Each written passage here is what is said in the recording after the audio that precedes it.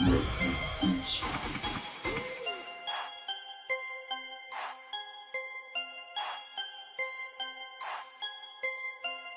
at this.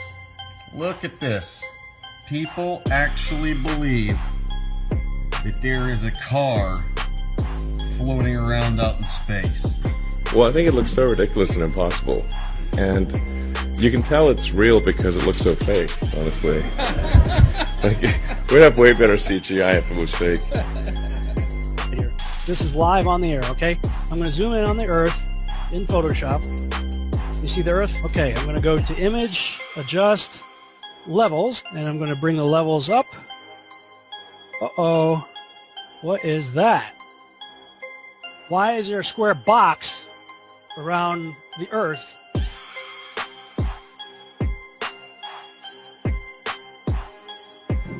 It is Photoshop, but it's has to be. It is Photoshop, but it's has to be.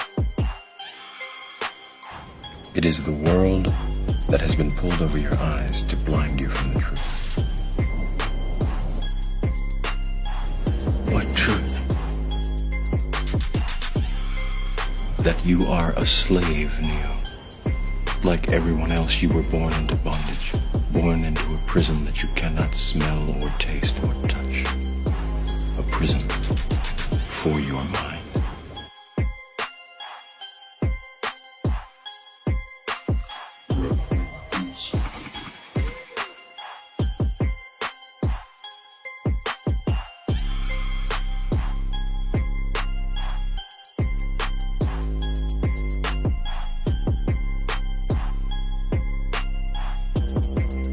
So let's use this model of the Earth.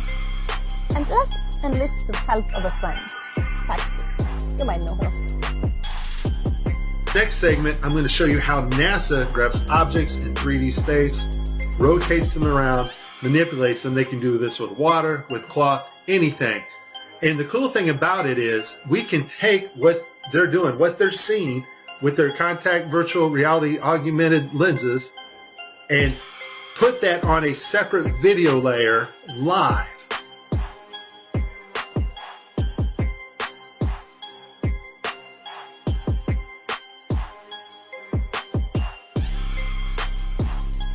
Okay, I have a lot of Tim Peake screw-ups, but this one here, the system glitches, the software does not track his hand properly, and Tim slips his hand underneath his other fingers, which is tightly holding onto the mic, which would be impossible.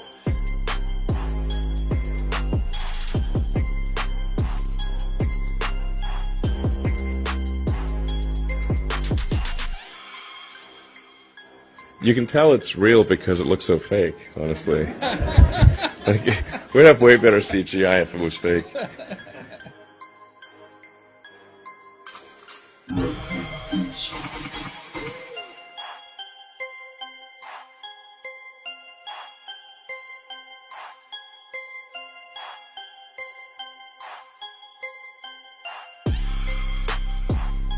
Just another example of NASA faking space. Let's take a look here at this supposed image of Jupiter.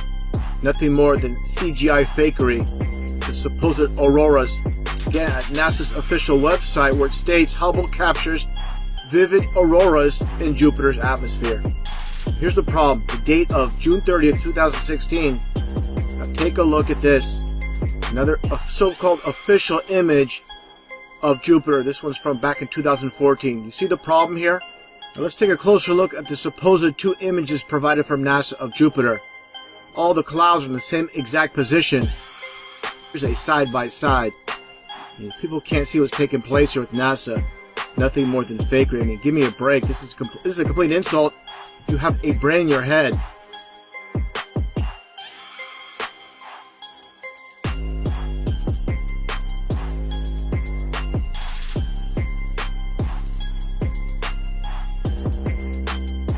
Like you're in a studio, maybe in Omaha, Nebraska or something. The shot is so clear. Is this a hoax? Are you really in space still? I don't know. We're going to have to do something for you. I want to do it. I know. Oh, yeah, I can do that. Watch this. Is this a hoax? Are you really in space still?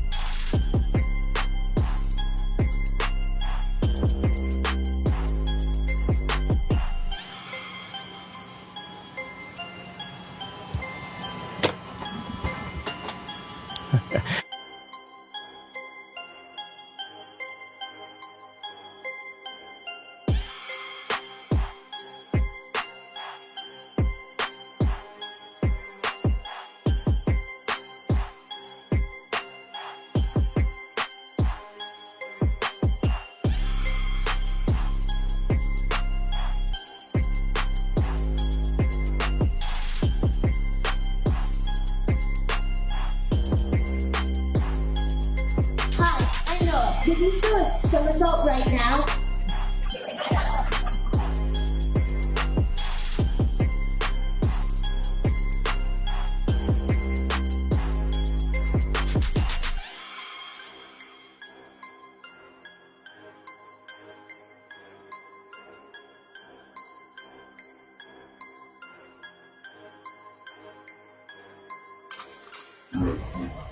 Is this a hoax? Are you really in space still? See the hair? See the hair? And they just start making stuff up. Yeah. Like that Neil Armstrong guy. Have you seen him on the talk shows? Neil Armstrong, you mean the first man to walk on the moon? Talk about a fish story. Yeah. Man, and they're buying it. Oh, yeah.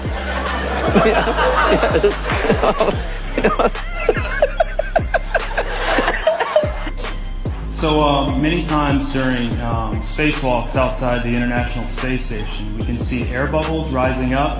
Can you touch on how there are air bubbles in space? Can you be more specific? Air bubbles?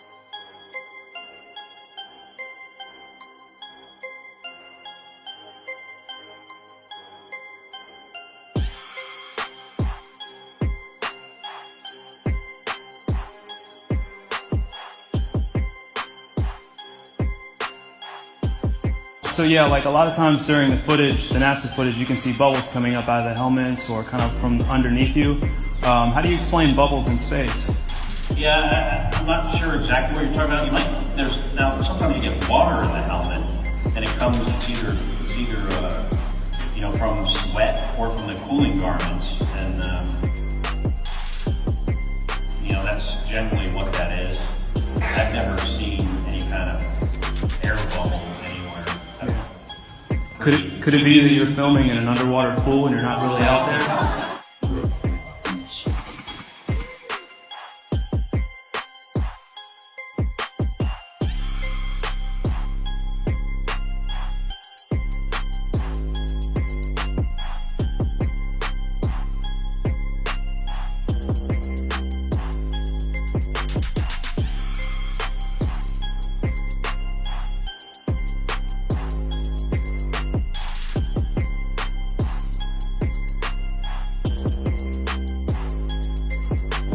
Let me tell you why you're here. You're here because you know something. What you know you can't explain, but you feel it. You felt it your entire life. That there's something wrong with the world. You don't know what it is, but it's there, like a splinter in your mind, driving you mad. You're a coward and a liar and a thief.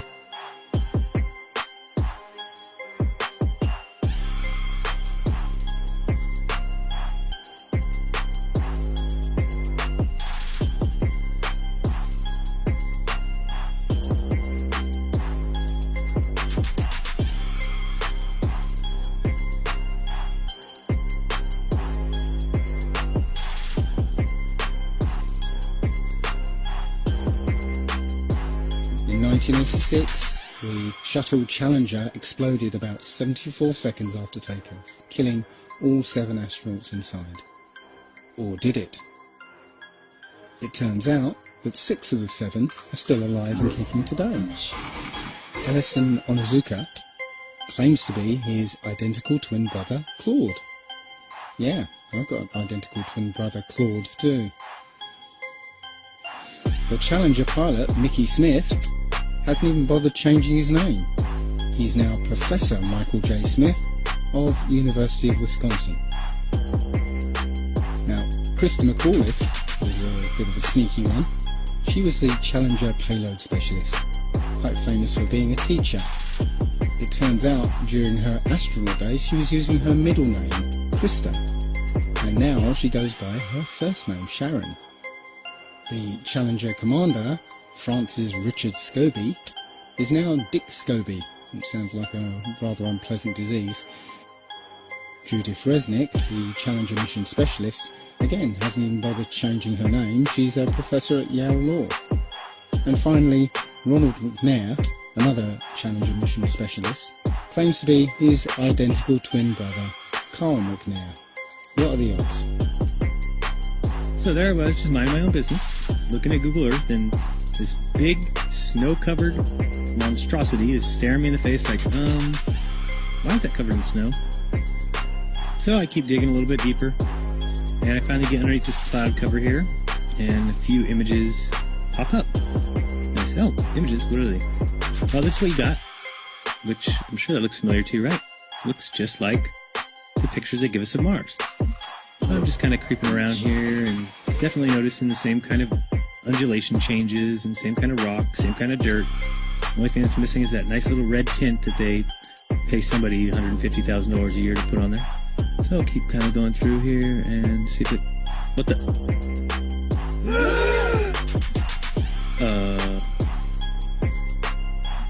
Yeah. So, oh, I got another truck. Oh yeah, it says NASA. What's that say? Mars Project? I think I found out where Mars is, guys. At some point in the future, we're going to look back and say, how did we do it without space? The kinds of technologies that we're testing out on Space Station are definitely helping us with our goals of going beyond low Earth orbit. Early in the next decade, a set of crewed flights will test and prove the systems required for exploration beyond low Earth orbit. Right now, we only can fly in Earth orbit. That's the farthest that we can go. And this new system that we're building is going to allow us to go beyond and hopefully take humans into the solar system to explore. As we get further away from Earth, we'll pass through the Van Allen belts, an area of dangerous radiation. We must solve these challenges before we send people through this region of space. We must solve these challenges before we send people through this region of space. There's a small problem with going to the moon, and inch by inch, NASA is leaking out that they know that there's a problem there. It's called the Van Allen belts, high radiation belts of charged particles around Earth, and we don't know how to get through them, they say. Well, isn't that interesting, because there sure didn't seem to be a problem back in 1969.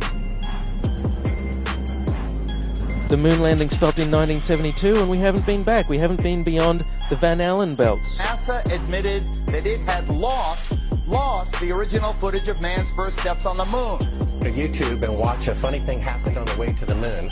It contains newly discovered evidence, which is part of the missing tapes, of outtakes from the first mission to the moon, of them falsifying a shot of being halfway to the moon.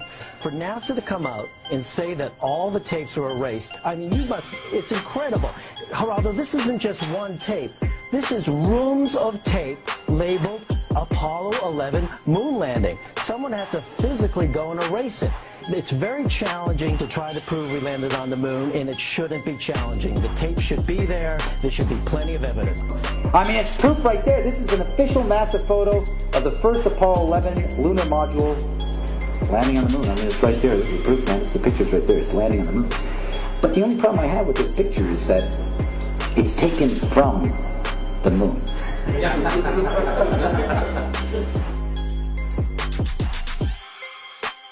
People who believe they saw the landing on the moon because they heard it on the radio.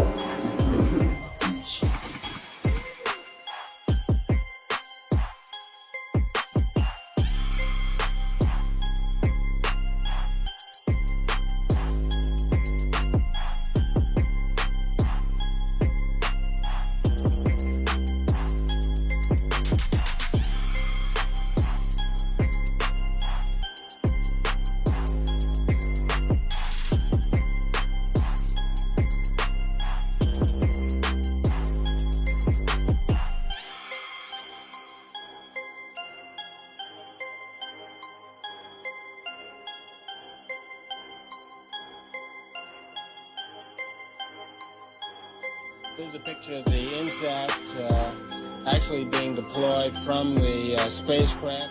Did you see it in the background? There was a guy in the background, man. I'm not kidding you. You can't deny that that's someone in the background. There's a guy moving in the background.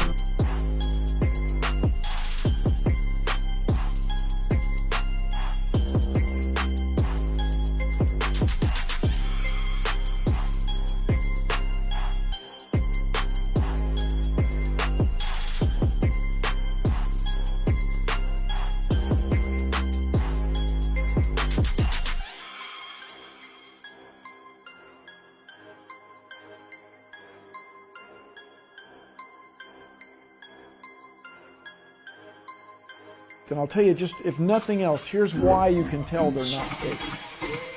Just to create the paperwork, that amount of paperwork would make faking it prohibitively expensive. No one could afford to generate that much documentation. All of that happened in a little town called York, Maine, across the United States from where we're talking to you right now. Across the United States from where we're talking to you right now. My research of the last year has led me to the conclusion that not even low Earth orbit is possible, that the International Space Station is a hoax, and all manned space travel is fake. First though, let's have a look at the International Space Station. I want to talk about some of the anomalies I see there. For the inside of the International Space Station, there are a couple of zero-gravity tricks that they use to fake it. The first is they have a complete mock-up of the International Space Station built on the inside of an airplane. And that airplane does a bunch of rises and falls. It does an upside-down parabolic trajectory, and that simulates zero gravity. The other main way they simulate the zero gravity is with suspension in front of a blue screen. And they use that trick for extended periods of time, for longer than 45-second segments. But they can't move around as much. They can't do the acrobatic flips and rolls in the extended mode. So there's full motion mode where they can fully move around, and that's faked in plane. And then there's suspended or extended mode where they're suspended by wires in front of a blue screen. They don't move around as much, but they can make the scene last for a longer period of time. The extended mode is much quieter than the full motion mode. In full motion mode, you can actually hear the sound of the jet engines, the engines of the airplane. In every single scene of full motion mode, in every segment of the International Space Station, you can hear this loud sound, the sound of jet engines. You could argue that it's the air conditioning system. Not even an office air conditioner is that loud. And why is there a loud sound in every segment of the International Space Station?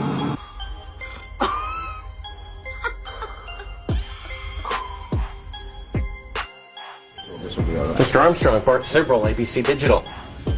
Wanted to give you the opportunity to swear on the Bible that you walked on the moon. Will you put your left hand on the Bible and swear to God that you walked on the moon? You have $5,000 cash. You can give it to charity if you swear on the Bible that you walked on the moon.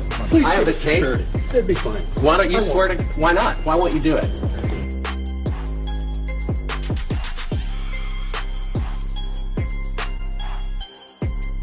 The Earth supposedly 23.4 degrees on its axis. And that leaves you, of course, the occultic number, again, 66.6 degrees off.